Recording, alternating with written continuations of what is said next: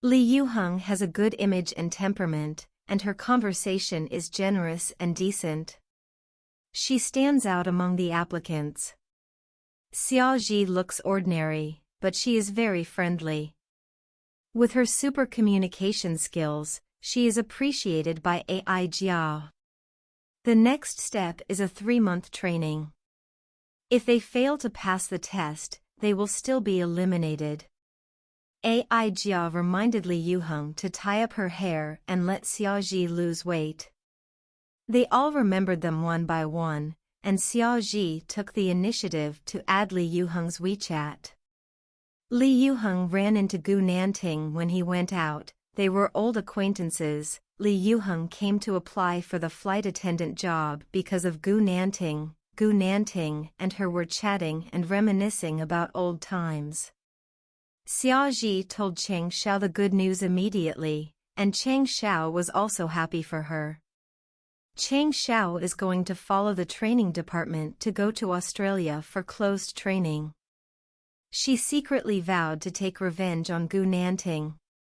Gu Nanting was worried that his mother would live alone, and wanted her to move there to live with him. His mother was used to living alone, and she didn't want to move around, and neither did Gu Nanting.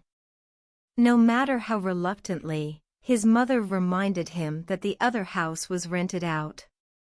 Gu Nanting only knew that the house was rented to a single girl.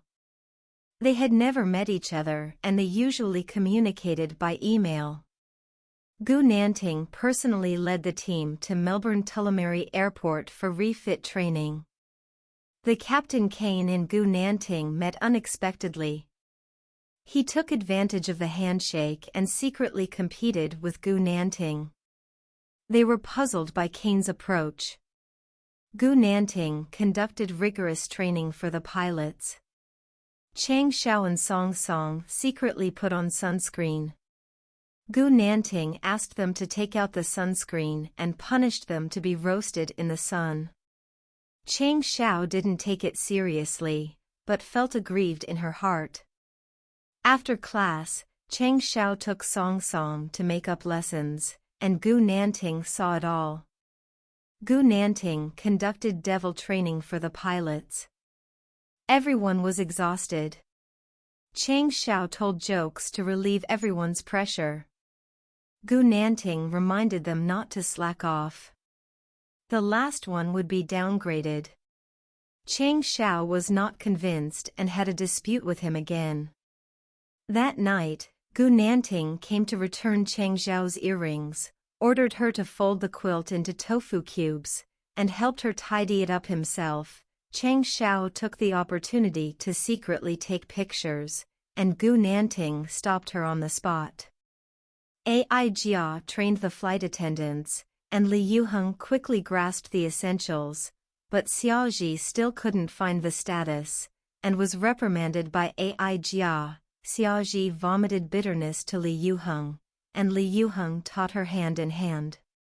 The students quickly found out that Kane and Gu Nanting had a feud, and they wanted to use this to provoke trouble, so that Gu Nanting could divert his energy from them, and everyone recommended Song Song to add fuel to the flames.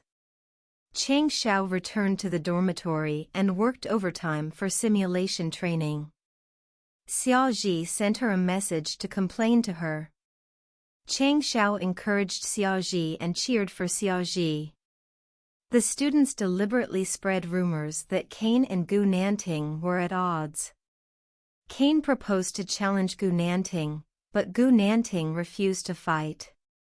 The students were eager to try, and Gu Nanting punished them to run 10 laps. Zhan asked Gu Nanting about Cheng Xiao's situation. Gu Nanting knew that Cheng Xiao trained very hard, but she was not suitable to be a captain. Cheng Xiao was training alone on the simulator, and she didn't even have time to eat. Gu Nanting advised her to balance work and rest. Cheng Xiao was not satisfied with today's training results. Gu Nanting excused that there was no teacher to prevent her from training alone, so Cheng Xiao had to leave angrily. Gu Nanting brought Chang Xiao a boxed lunch. Chang Xiao mistakenly thought it was Song Song who gave it to her, and she ate it heartily. Xiao Ji accepts the cabin service test, and she doesn't know what to do with difficult customers.